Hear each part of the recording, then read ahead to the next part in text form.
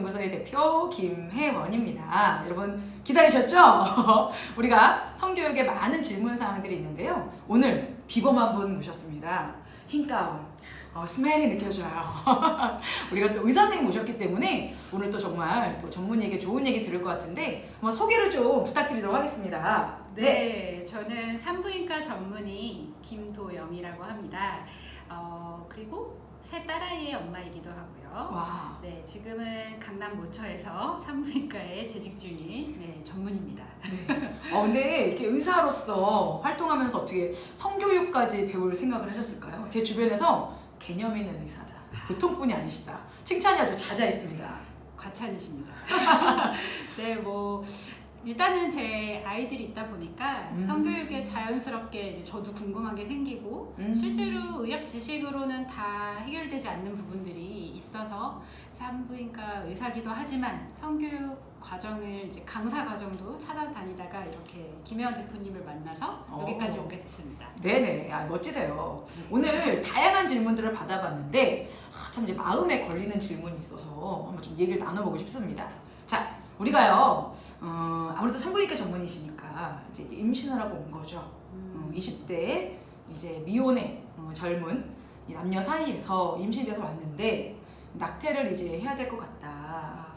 어떻게 해야 되는지 또 어떻게 이제 괜찮은 건지 이런 이제 질문들이 많이 받으실 것 같아요, 현장에서. 네, 아무래도 이제 낙태는 피할 수 없는 사회의 문제이기도 하고 최근에 이제 모자보건법 개정 때문에 또 핫한 이슈이기도 하죠. 네. 근데 실제로는 어떤 식으로 낙태가 이루어지는지 모르시는 분도 많고 맞아요. 또 이 실제 낙태 과정 말고도 그 앞이나 그 뒤에 문제까지는 생각을 못 하시는 경우도 꽤 많이 봐요. 그래서 실제로 이제 현장에 있으면서 안타까운 부분도 좀 말씀해드리고 싶고, 네, 그렇습니다. 오늘 아주 의미 있는 시간이 될 것 같습니다. 자, 그러면 좀 진지할 수 있지만 우리가 꼭 알아야 될 현실의 이야기이기에 낙태는 어떻게 하는 건지 또 사실은 낙태하면 다음 임신을 못 한다는데요. 이런 또 우리가 어떤 썰 같은 걸 듣고도 걱정을 많이 하는 것 같아요. 네. 진지하게 또 환자에게 또 어떻게 좀 이야기해 주시는지 설명을 좀 해주시면 좋겠습니다. 사실 실제 상황에서는 그 앞에는 거의 없어요. 일단 환자는 낙태를 결정해서 오는 경우가 많고, 그러면 이제 의사로서는 이제 낙태 과정을 먼저 이제 설명을 해주게 돼요. 네.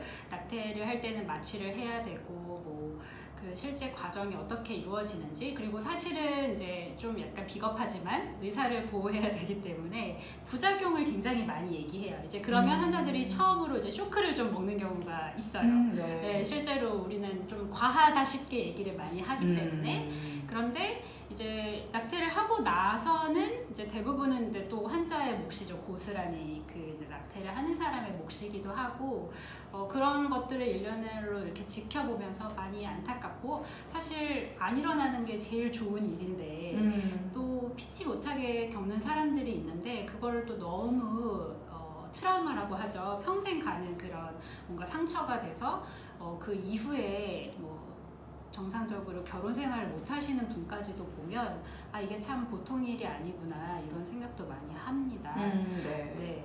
그럼 실제 낙태에 대한 이렇게 딱 이제 결정해서 왔을 때 아까 이야기한 부작용이라든지 또 좀 과하지만서도 뭐가 됐든 알아야 될 그 현실의 이야기들, 그 얘기 좀 한번 들려주세요.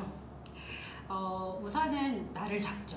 이날 지웁시다. 네, 이렇게 하게 되는데 보통은 이제 병원 스케줄이다 어쩌다 하지만 실제로 낙태를 하고 나면 그 후에 우리가 늘 그런 얘기 듣잖아요. 아기를 지우는 일도 낳는 일하고 똑같다 이런 얘기를 하듯이 실제로 사람이 회복을 해서 이제 사회로 나가야 되는 그 기간이 또 필요하기 때문에 그러니까 날을 정할 때는 이제 그런 것들을 좀 고려했으면 이제 환자가 먼저 이런 얘기를 해줘야 병원에서도 그런 걸 고려해서 일정을 잡아주죠.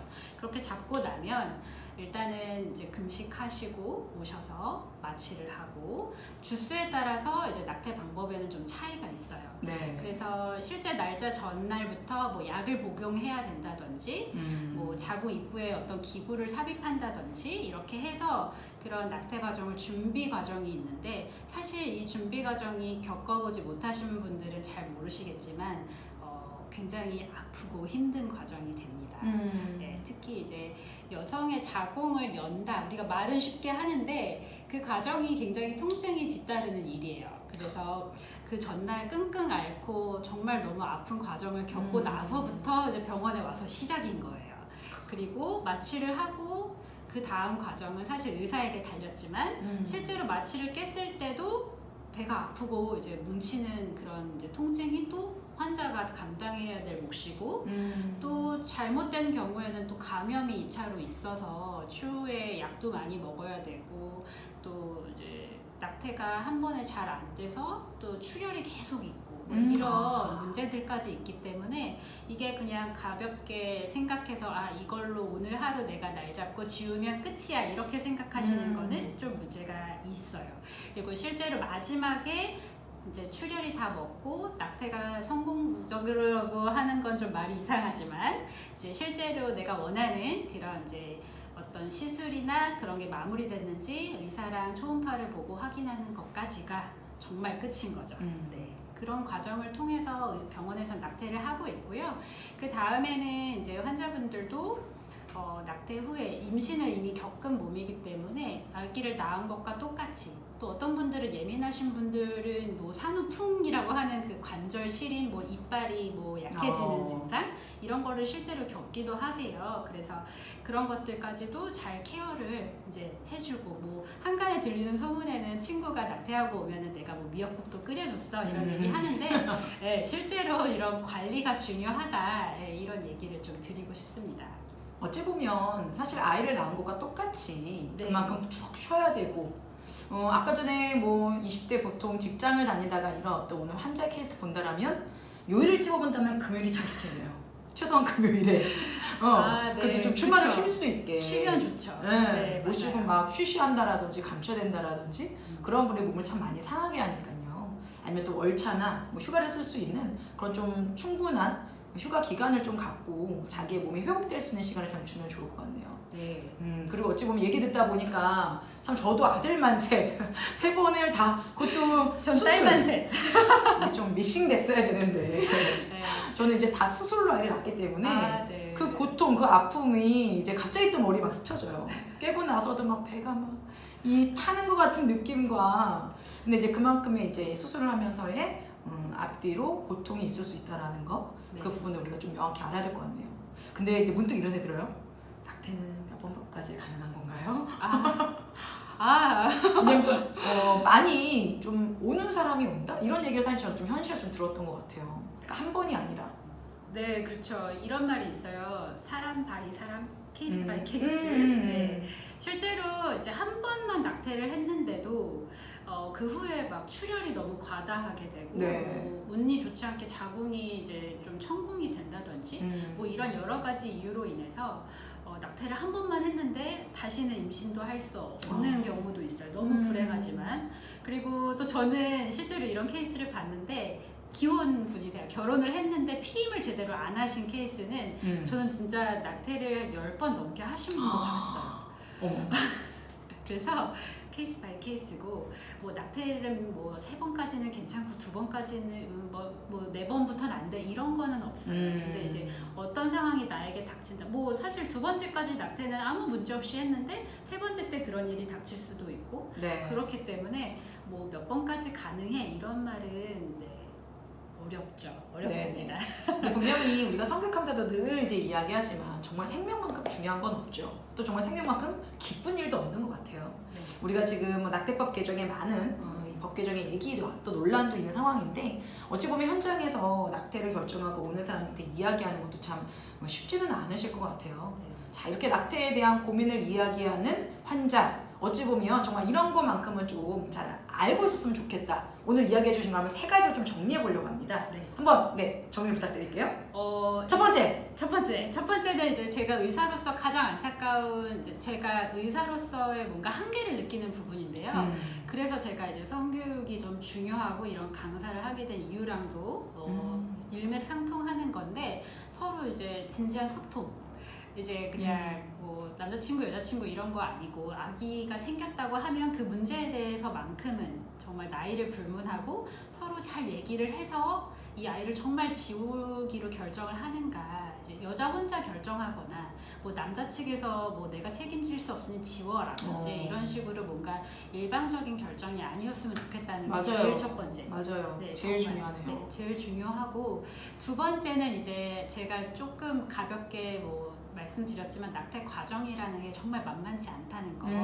그리고 그 전후에 생길 수 있는 모든 경우들을 잘 알고 그 부작용을 잘 아셨으면 좋겠다는 거고, 그다음 이제 세 번째는 이제 낙태 후에 관리까지가 정말 이제 끝인 거죠. 정말 끝날 때까지는 끝난 게 아니고. 네. 네, 그래서 그리고 제일 중요한 건 역시 예방. 네, 피임이 중요하다라는 거를 마지막으로 말씀드리고 싶습니다. 네.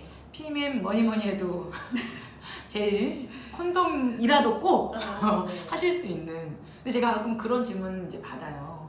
뭐 그 생리 중에는 임신 안 하는 거 아닙니까? 모유 중에는 임신 안 되는 거 아닙니까? 뭐 이런 어떤 다양한 얘기들을 듣는데 그런 부분은 조금 더 명확하게 어떤가요? 진짜 그럴 땐 임신 안 하나요?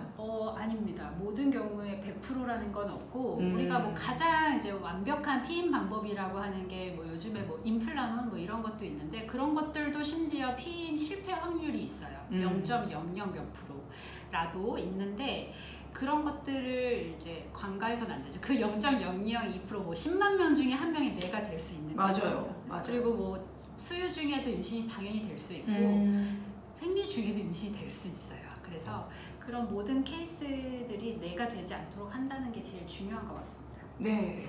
오늘 너무 중요한 얘기 해주셨고 특히 또 현실의 문제이기도 하기 때문에 현장에서 또 우리 직접 의사 선생님께서 이런 부분만큼은 꼭 알고 또 그걸 예방하기 위해서 우리가 또 인생에 관한 어떤 가족 계획, 결혼 또 그런 어떤 관계를 맺을 때에는 분명히 서로 간에 미래 계획도 같이 세워봐야 되는 게 아닌가라는 생각을 하곤 합니다.